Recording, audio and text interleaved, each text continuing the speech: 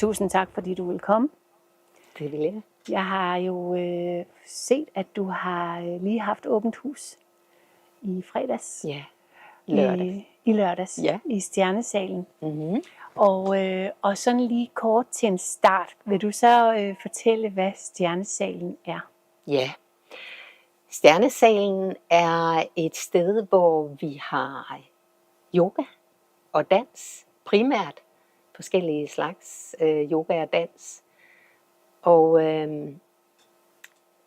ja, det er et sted, hvor vi kan folde os ud med forskellige aktiviteter.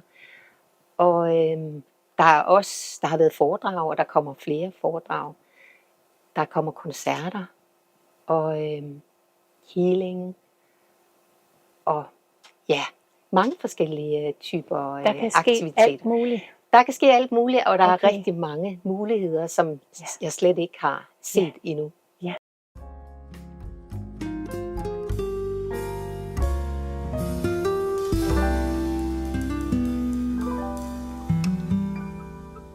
Og nu, Vibeke, vil jeg gerne høre lidt om de forskellige yogaformer, jeg kan se, som I havde i lørdags, da I havde åbent hus. Der kunne man prøve forskellige ting. Og du underviser i yoga og forskellige teknikker. Ja. Vil du fortælle lidt, hvad det er for nogle teknikker? Ja. Hvis jeg starter helt over i det allermest rolige, så hedder det restaurativ yoga. Altså rest, hvile. Hvor man ligger i hvilestillinger, støttet op af puder og pøller og hønder, så man ligger rigtig godt. Og der ligger man, kan ligge der sagtens i 10 minutter, altså flere minutter, og bare have fokus på vejrtrækningen, og bare ligger og trække vejret ind og ud. Altså man vil måske ligge og have og mærke en lille spænding et sted, og så ligger du simpelthen bare og forløser det med vejrtrækningen. Så kommer yin yoga, som også er stille yoga, og som også bruger de her liggende stillinger i flere minutter.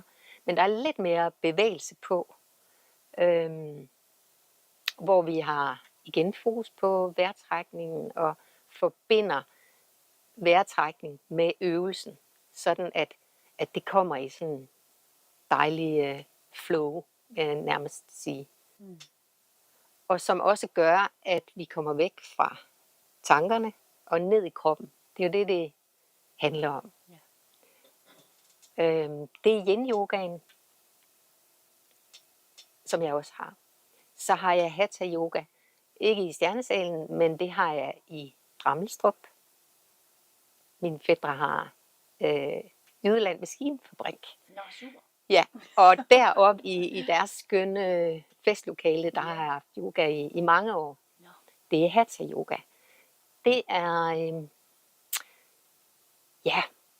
hvis jeg siger de 5 tibetanere, der vil være mange, der kender de 5 tibetanere, eller solhilsen. Og det er øvelser, vi bruger i hatha yoga. Der er vi oppe at stå og lave stræk og mange forskellige øvelser. Stående, siddende, liggende. Så den er mere aktiv. Ja. Og kræver mere styrke.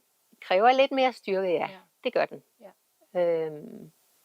Og vi bruger balanceøvelser for at styrke knogler og altså balancen. Når vi bliver ældre, er det vigtigt, at vi bibeholder den her balance.